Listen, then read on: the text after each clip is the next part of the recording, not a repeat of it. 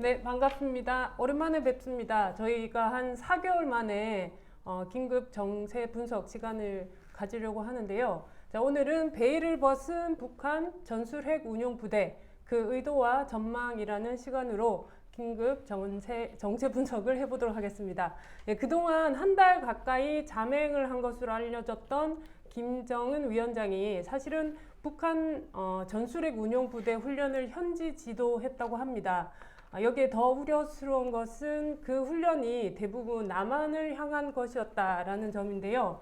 북한 전술핵 운용부대 훈련을 평가하고 또 한반도 정세를 평가해보는 시간을 가지려고 합니다. 예, 오늘도 변함없이 늘 저희와 함께 해주시는 통일연구원 선임연구위원 조한범 박사님 모셨습니다. 박사님 오랜만에 뵙습니다. 예, 안녕하세요. 잘 지내셨죠? 네, 안녕하세요. 예. 예.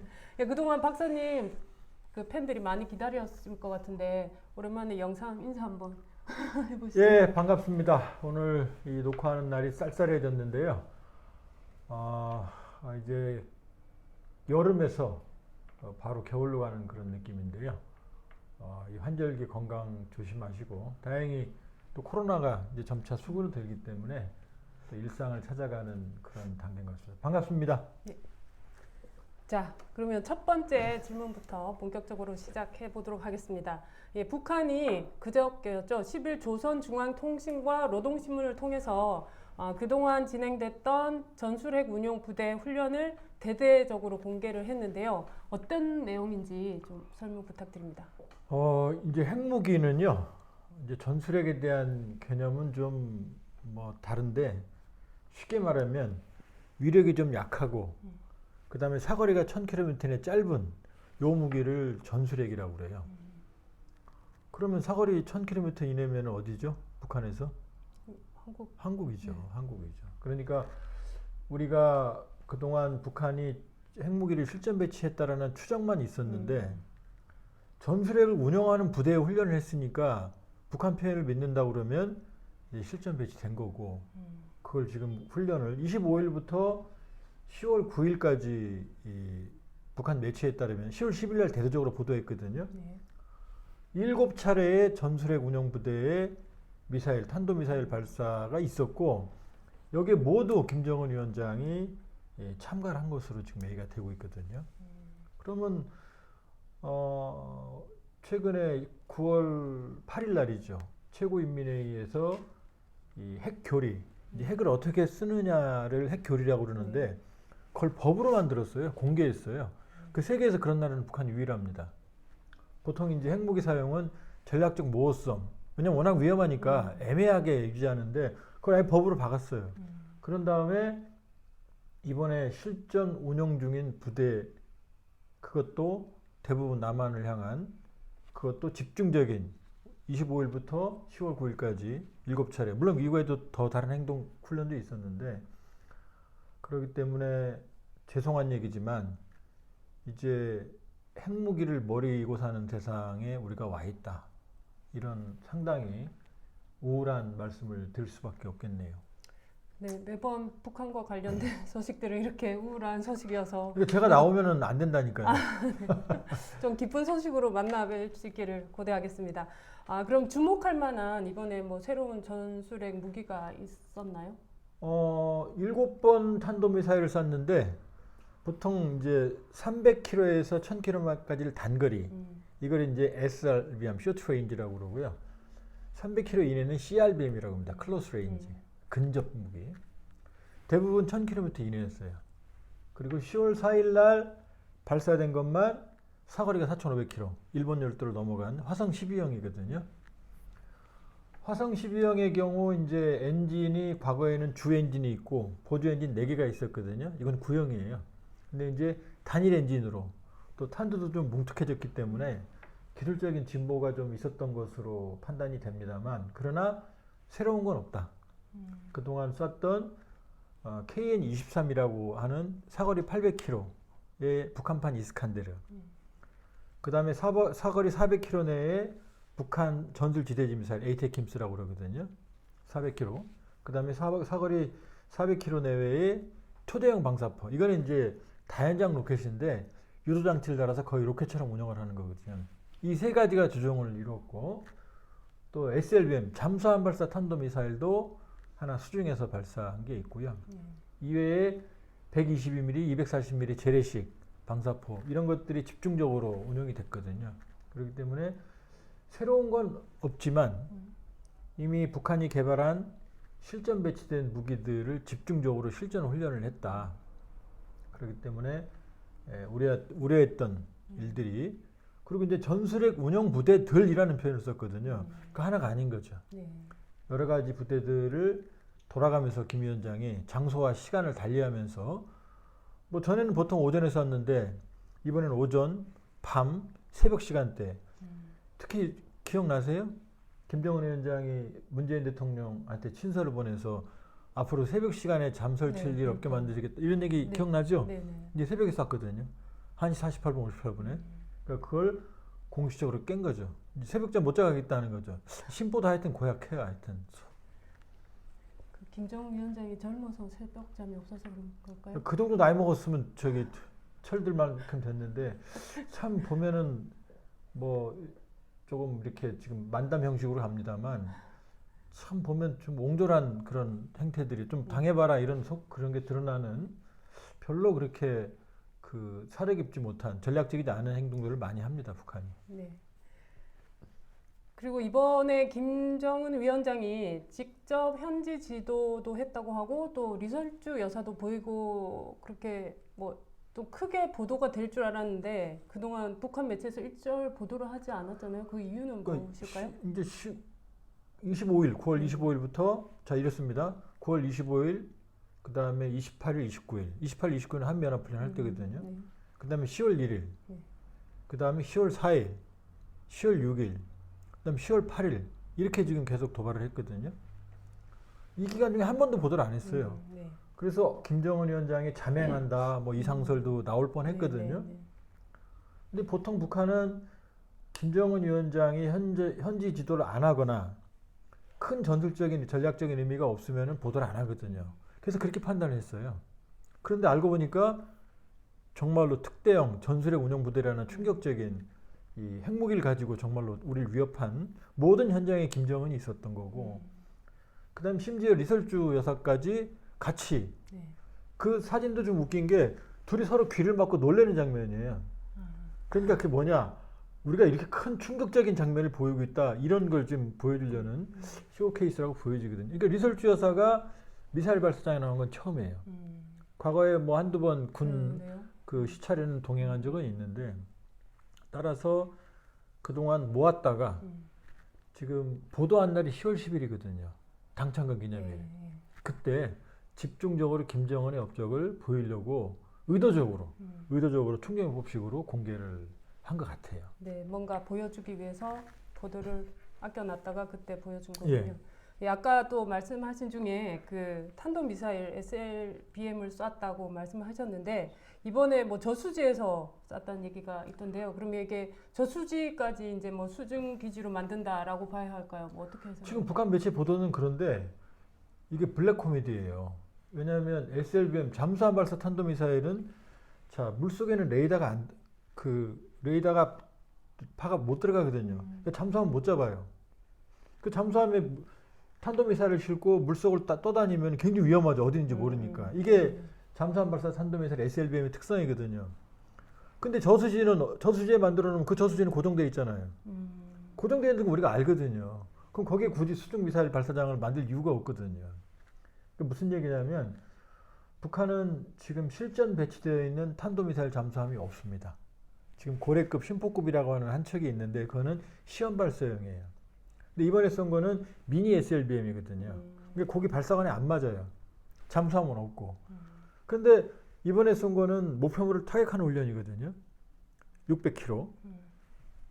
그러면 서해에서 쏴서 동해에 있는 목표를 맞춰야 되는데 서해까지 가기는 어렵고 그러니까 저수지 안에 밑에다가 일종의 고정식 바지선을 만들어 놓고 거기서 시험 발사한 거예요. 원래 모든 SLBM 발사는 초기에 그렇게 합니다. 왜냐하면 위험하니까 잠수함에서 바로 발사하면 폭발할 수도 있으니까 그 단계를 거친 다음에 다음 단계 잠수함에 싣거든요. 그러니까 북한이 실전 발사할 수 있는 미사일도 없고 이 600km를 발사하려면 어차피 내륙에서 쏴야 되니까 고육책을 쓴 거지. 만일에 저수지 밑에 SLBM 발사 장치를 만들어 놓으면 물속을 어떻게 관리해요? 그러니까 그건 아니다. 그러니까 북한은 나름대로 자기들 방식으로 그 한계를, 기술적 한계를 극복하려고 쏜 거다. 그러니까 뭐 이제 저수지까지 걱정해야 되냐? 저수지 걱정 안 해도 됩니다. 저수지 만들어 놓으면 우리가 바로 알거든요. 거기 만들어주면 고맙죠. 거기 때리면 되니까. 못 움직이니까. 그러니까 원래 저수지는 농사에 필요한 거 아니었나요? 그렇죠. 죄송합니다. 그러니까 농사에 쓰는 거 갖고 이렇게 장난하면 안 되죠. 네. 옛날에 먹는 거 갖고 장난하면 혼나잖아요. 큰일 나죠. 그렇죠. 알겠습니다. 예, 전술핵 운용 부대가 이번에 뭐 아까도 말씀하셨지만 대부분 남한 지역을 가정을 해서 훈련을 했다고 하는데 그러면 기존 훈련이랑 뭐 특별한 차이가 있는 건가요? 물론 북한이 이제 재래식 타격 훈련을 할 때는 다 남한 뭐 청와대까지 과거 만들어 놓고 타격 훈련하고 뭐 기세 침투한 훈련도 하고 그랬어요. 그런데 이번에 9월 25일과 28일 날 발사한 탄도미사일 경우에 이제 9월 25일 날 발사한 게 이제 저수지에 발사한 SLBM이거든요. 이 두 개에는 뭐라고 써 있냐면은 이 모의 전술핵 탄두를 탑재. 그러니까 공격을 그러니까 남한 비행장 혹은 남한을 공격하는 걸 모의한 전술핵 탄두 탑재. 그게 무슨 얘기냐면 대한민국을 공격하는 것 상황을 가정한 핵탄두를 탑재한 미사일 발사. 실제 핵탄두는 아니죠. 왜냐하면 그 터지면 핵폭발이니까. 그러니까 가짜, 더미라고 그러거든요. 이게 실제 핵탄두와 같은 중량과 무게지만 핵탄두는 아닌. 그러나 실제로는 핵탄두 실 수 있는 거죠. 그걸 가지고 남한을 공격하는 훈련을 했어요. 그리고 7번의 이 전술핵 운영 부대의 실험 중에 발사 시험 중에 남한 비행장, 남한의 항구, 남한의 주요 군사기지 이걸 다 가정한 이 훈련들을 했어요. 그러니까 참 푸틴 대통령이 지금 우크라이나를 핵 공격한다고 막 떠들잖아요. 그거보다 훨씬 더 고강도의 노골적인 한국을 핵 전술핵 무기로 공격하겠다는 의도를 지금 노골적으로 드러낸 겁니다. 그럼 아주 심각한 상황이라고 봐야 돼. 일단은 지구상에서 가장 호전적인 핵을 가진 북한이라는 집단과 우리가 마주하겠다는 현실을 직시해야죠. 물론 북한이 핵무기를 쓰면 그건 자멸하는 길이니까 쉬운 선택은 아니죠. 또 한미가 강경하게 대응을 하고 있고 그러나 엄밀하게 북한의 전술핵은 다종다양한 전술핵은 이미 7차례나 실험을 지금 훈련했으니까요. 실험이 아니라 훈련이에요. 7차례 다종다양한 실험을 했고 이게 모두 다 전술핵 운영 부대라고 말했거든요. 그러니까 우리는 냉정하게 북한의 전술핵 무기의 위협에 마주하고 있다는 사실을 직시해야 됩니다. 네. 근데 또 이번에 되게 주목이 됐던 게 6일에는 폭격기와 전투기 12대가 편대 비행을 하고 또 8일에는 전투기 150대를 동시에 출격시켰다고 하던데요. 그러면 이 어마어마한 규모였을 것 같은데 이 정도면 세계 기록 아닌가요? 지금 150대 비행기를 하늘에 띄운다. 무식한 짓이에요. 왜냐하면 과거에 2차 세계대전에는 이제 그걸 집중적인 폭격을 위해서 융단 폭격에서 그런 적은 있어요. 더 많이 간 적도 있어요. 근데 현대전은 지금 미국 항공모함 전단이 굉장히 센 거 알죠? 거기도 전투기가 80대밖에 안 돼 있어요. 그 비행기들도 순차적으로 뜹니다. 150대가 동시에 가면 항공 통제가 안 돼요. 지들끼리 오인할 수도 있고 서로 이 문제가 생길 수도 있거든요. 그러니까 보통 편대 뜬 다음에 폭격하고 돌아오고 이렇게 하거든요. 북한의 항공기가 한 600여 대 되는데 대부분 구식이에요. 6.25 때 쓰던 것도 많아요. 그러니까 150대 띄웠다는 얘기는 그냥 뜰 수 있는 거 아닌 거 모두 다 띄운 거예요. 정말 무식한 짓을 한 거죠. 뭐냐면 과시한 거죠. 왜? 그때 우리가 30대가 떴거든요. 여기 대응하느라고. 근데 그 전에 그러니까 150대는 전략적으로 아무 의미가 없어요. 그러니까 참 약간 우리가 우프다 이런 표현이 있죠. 약간 우픈 현실입니다. 북한의 공군에. 근데 그 전에가 더 중요한 게 그 6일 날은 8일 날은 150대였고요. 6일 날은 12대가 떴는데 북한에는 특별 감시선이라는 게 있어요. 그 뭐냐면은 평양에서 원산까지 선인데 거기로 북한 공군기가 내려오면 비행기 빠르죠. 그럼 서울까지 바로 오거든요. 그럼 거기까지 오면 우리 항공기들이 긴장을 해요. 네. 하늘에 떠 있고 긴급 발진 준비합니다. 그 다음에 수전선에 MDL 군사분계선에서 몇십 킬로 떨어진 곳에 전술 조치선이 있어요. 여기 넘어오면 북한이 우리 공격한다는 얘기예요. 그러니까 바로 우리도 대응해야 되거든요. 근데 이 특별 감시선을 넘어서 12대의 항공기가 넘어와 있어요. 우리 군이 긴장하겠죠? 네. 그 중에 8대는 전투기였고 4대가 일리신 28 폭격기거든요. 이게 무슨 얘기냐면 일리신 28 폭격기는 1950년도 만들어진 구형이에요. 구닥다리예요. 근데 문제는 얘가 핵탄두를 투하할 수 있어요. 그러니까 이 전술 핵 훈련과 더불어서 얘네들이 공대지 폭격을 했거든요. 그러니까 핵탄두 투하 훈련을 했다는 걸 과시한 거예요. 미군이 보면 B-50이나 비연배 전략폭격기가 하면 전투기들이 호위하죠. 네. 그걸 따라한 거예요. 그러니까 이것도 한미에 대해서 보내는 강력한 북한식의 메시지 경고였다 이렇게 볼 수 있어요. 네, 그리고 북한은 이제 자신들의 무력 시위가 한미 조금 전에 말씀하신 것처럼 한미 군사적인 공세에 대한 뭐 정당한 대응이다라고 이렇게 강조를 했는데 이 부분은 또 어떻게 봐야 할까요? 그건 북한 말이 틀린 건 아니에요. 물론 원인들은 자기들이 제공했죠. 북한이 핵 미사일 개발을 가속화하니까 한미가 그러면 우리도 군사협력을 강화할까 하고 한미연합훈련을 가을 이번에 했던 거 네. 26일, 29일 날 했던 거 결정했죠. 네. 그랬더니 여기에 반발해서 하루 전 25일 날 SLBM을 쏜 거예요. 그러다 한미연합훈련이 있으니까 28, 29일 날 연합기간 중에 도발했어요. 그 다음에 30일 날은 동해에서 한미일 대잠수함 훈련이 있었거든요. 그러니까 여기에 대응해서 10월 1일 날 도발한 거예요. 그 다음에 10월 4일 날 이제 레이건호가 동해에서 떠나니까 항공모함 전단이 10월 4일 날 보란듯이 이제 보복으로 이 사거리 4,500km 일본 열도를 넘어가는 화성 12형을 쏜 거거든요. 그랬더니 로널드 레이건호가 이례적으로 귀향하던 발걸음부터 동해로 다시 돌아왔어요. 그랬더니 10월 6일 여기 반발해서 북한이 또 쐈어요. 비행기도 띄웠고요.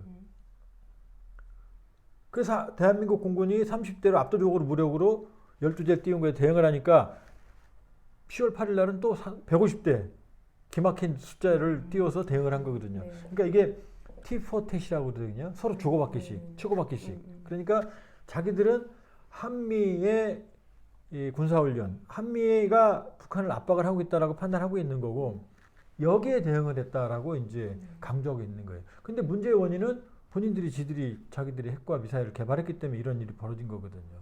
지금 이런 상황입니다. 네. 김정은 위원장이 최근에 뭐 적들과 이제 대화할 내용도 그리고 필요성도 느끼지 않는다라고 얘기를 했는데 그렇다면 이제 우리 뭐 대화는 물 건너 갔다고 봐야 할까요? 김여정 부부장, 김여정이 기억나시죠? 다만 네네네. 절대로 상대하지 않을 것이다. 네. 기억나시죠? 네. 근데 김정은은 뭐라고 말했어요? 대화할 내용도 필요성도 느끼지 않는다. 같아야 아니면 이쪽이 훨씬 더 순화되어 있어요. 좀 순화된 순화되어 있죠. 그러니까 지금 이 김정은 위원장의 언급은 김여정보다는 훨씬 더 순화되어 있어요. 그리고 자기들의 행동이 도발적인 게 아니라 한미가 공세적으로 대응을 하니까 여기에 대한 대응이다라고 말하고 있는 거거든요. 그러니까 이 얘기는 뭐냐면 사실은 가만히 들여다보면 대화를 안 할 것 같지만 내용도 필요성도 느끼지 않는다고 그랬잖아요. 그럼 내용이 있으면 대화할 거 아니에요. 필요성을 느끼면 할 거 아니에요. 우회적으로 해석을 하면 제가 좀 긍정적으로 해석을 하는지 모르겠지만 자기들이 원하는 내용을 가지고 자기들이 원하는 조건에서 대화를 제의하면 할 수도 있다라는 거예요. 뭔가 실마리가 생기면 예. 대화를 할 수 있다. 왜냐하면 북한이 지금까지 계속하는 얘기가 대북 적대시 정책을 먼저 처리해라 이거거든요. 네. 근데 한미연합훈련을 북한은 그러니까. 자신들에게 공세적인 거라고 판단하고 있는 거예요. 네, 알겠습니다. 박사님의 그 긍정적인 해석이 맞기를 기원합니다. 뭐 우리 유튜브 볼 테니까 김정은 위원장이 제 말 알아듣겠죠. 그래요? 네. 네. 꼭 시청하시길 바랍니다. 네. 네. 그렇지만 또 우울하게도 7차 핵실험을 단행할 가능성도 크다라는 전망도 있던데요. 어떻게 보시나요? 지금 다들 7차 핵실험 하면 뭐 큰 난리 날 것 같이 얘기를 하는데 실제로 뭐 파급 효과가 충격이 크겠죠.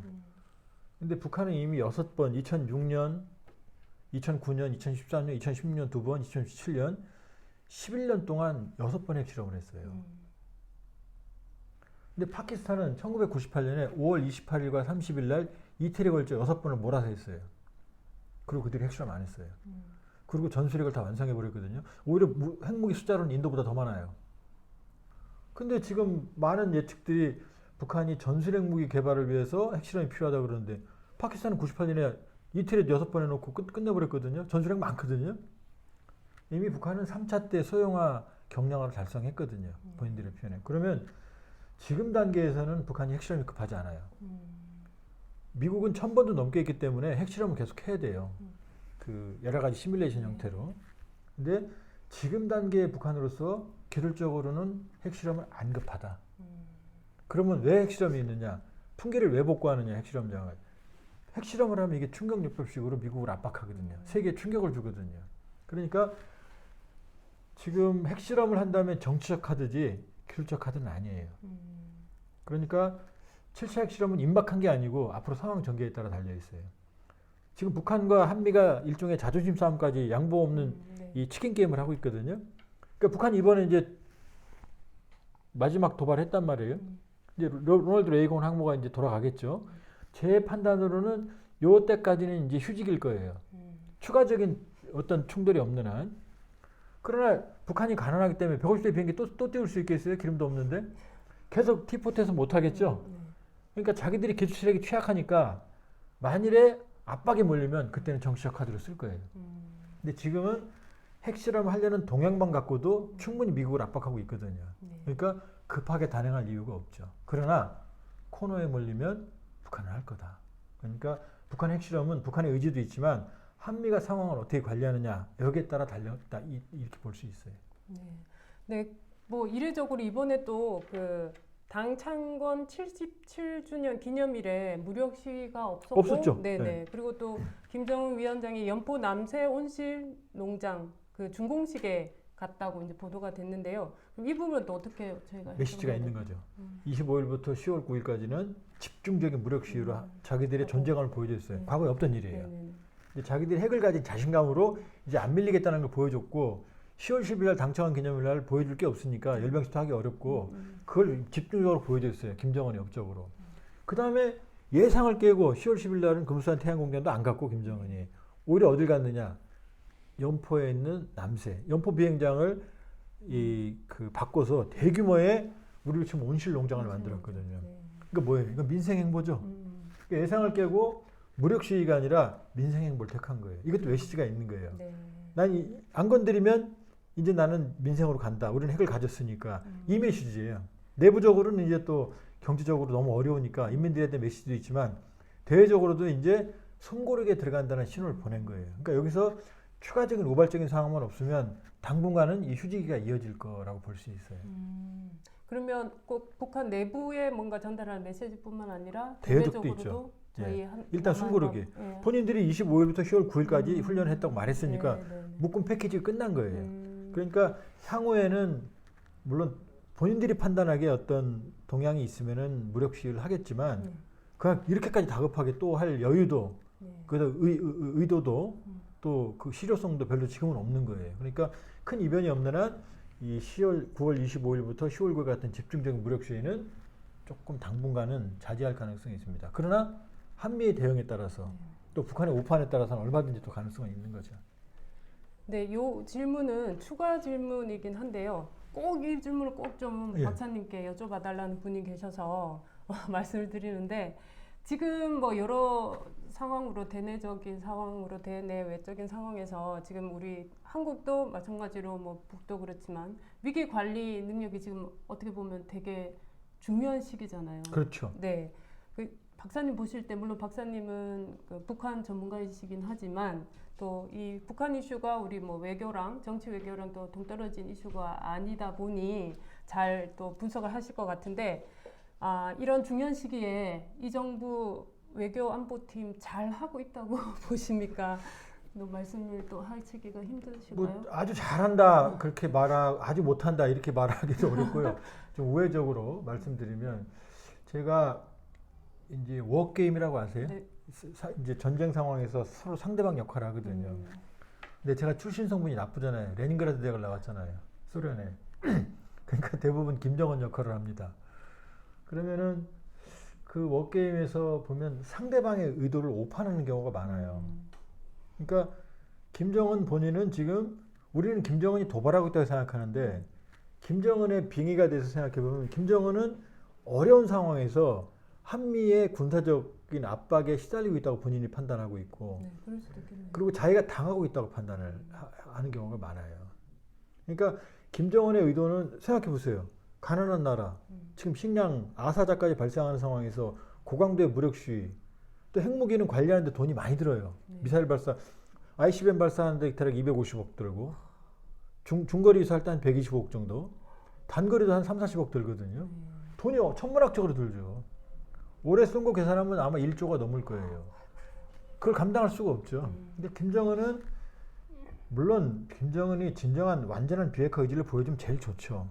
김정은은 핵을 가진 상태에서 자기에게 유리한 협상, 한미의 양보를 요구하고 있는 거거든요. 여기에 대해서 한미는 그동안 김정은에게 너무 많이 속았기 때문에 강경한 압박을 하는, 그러니까 대화도 제외하지만 강경한 압박에 더 방점이 있거든요. 네. 그러니까 지금 이 한미의 이 상황이 충돌하고 있는 거예요. 그러니까 지금 우리 외교안보팀의 대응은 완전한 비핵화보다는 군사적 대응이 더 중요해졌어요. 전술핵 위협이. 네. 그러나 이 tit-for-tat 강대강 대응 치킨 게임은 지금 양측의 대규모 군사훈련이 지금 중첩되고 있거든요. 우발적 충돌의 가능성도 있죠. 이걸 막기 위해서는 강력한 군사적 억지, 한미연합, 그다음에 확장 억제 포함해서 이걸 하되 한쪽은 대화의 출구를 만들어야 돼요. 그러니까 북한도 무한정 도발로 갈 수는 없거든요. 지금 우리도 세계 경제도 어렵고 지금 우크라이나 사태, 양안 관계 계속 한반도 문제, 안보 문제 지금 시달릴 수는 없고 김정은도 마찬가지예요. 이렇게 계속하면 체제 내구력은 더 약화될 거고 자기 정권 더 위험해지거든요. 골마 터져야 새살이 난다고 2017년 한반도 위기 기억나시죠? 네. 핵탄축, 사연과 분노. 근데 2018년 국적으로 전환됐죠, 대화 국면으로. 그렇기 때문에 지금은 강력한 억제와 함께 대화 국면으로 전환하는 그런 창의적인 대안의 마련이 필요한 때입니다. 지금 정부 잘할 수 있을까요? 잘 할 수 있을까요라고 생각하면 말하면 안 되고요. 네. 잘하게 해야 해야 됩니다. 됩니다. 잘하게 만들어야 되고, 잘하게 조언을 해야 되고, 잘하게 여론을 만들어야 되고. 왜냐? 잘못하면 그 피해는 다 국민에게 오거든요. 그렇죠. 그러니까 지금은 한미의 강력한 군사적 억지, 우크라이나 사태에서 보면 알겠지만 안보는 답이 없어요. 안보는 0.01%의 가능성에도 대비해야 되는 게 안보거든요. 저는 강력한 군사적 대비 태세를 유지하되 지금은 담대한 구상을 실현하기 위한 담대한 대화의 손을 내밀 때다. 그러니까 특사 파견도 필요하고요. 파격적인 남북 정상회담도 필요하고요. 북한이 받아들일지 안 받아들일지가 중요한 게 아니에요. 특사 파견이나 남북 정상회담 제안만으로도 긴장 국면을 완화시킬 수 있거든요. 그렇죠. 제한만이 그럼요. 그럼 북한이 오판하지 않거든요. 그 다음에 중국의 역할도 적극적으로 견인해야 되는 거고요. 평화를 위한 양보는 얼마든지 용인될 수 있습니다. 기싸움만으로 평화는 오지 않고요. 이 평화를 위해서는 양보도, 그 다음에 때로는 이 인내도 국민들은 충분히 양보할 수 있거든요. 우크라이나 사태 교훈이잖아요. 우크라이나 사태는 전쟁의 승자가 없어요. 결국 슬라브권 내 비극이고 전쟁을 막지 못한 침략한 푸틴, 전쟁을 사전에 막지 못한 젤렌스키 대통령, 그 다음에 이 국제사회 막지 못한 모두의 책임이고 그 희생은 모두 누구예요? 우크라이나, 러시아의 다른 나라 사람들은 피 안 흘려요. 그 슬라브권의 비극이거든요. 그러니까 지금은 평화를 위한 강력한 안보 태세와 함께 평화를 위한 담대한 대화에 손을 내밀 때다. 그게 제 마지막 말씀입니다. 네. 뭐 비슷한 질문이긴 한데 추가적으로 그러면 지금 이런 전반적으로 남북 관계도 그렇고 한미 관계 뭐 여러 가지 상황들을 고려할 때 지금 이런 상황에서 우리가 해야 할 과제는 풀어야 할 과제는 뭘 것 같아요? 지금 아까도 말씀드렸지만 위기가 고조되면 대화의 기회도 생겨요. 왜냐하면 양측 다 피로감이 있거든요. 그러니까 지금은 대화의 타이밍이 왔습니다. 양측 다 거세게 부딪혔거든요. 그리고 양측 다 지금 피로감이 있어요. 그러니까 지금은 대화를 위한 출구를 모색해야 된다. 그러나 저 취약한 내골에 김정은이 먼저 움직이지는 않을 거예요. 네. 그다음에 미국도 지금 정신없거든요. 중간선거 우크라이나. 자, 보수 정부는요.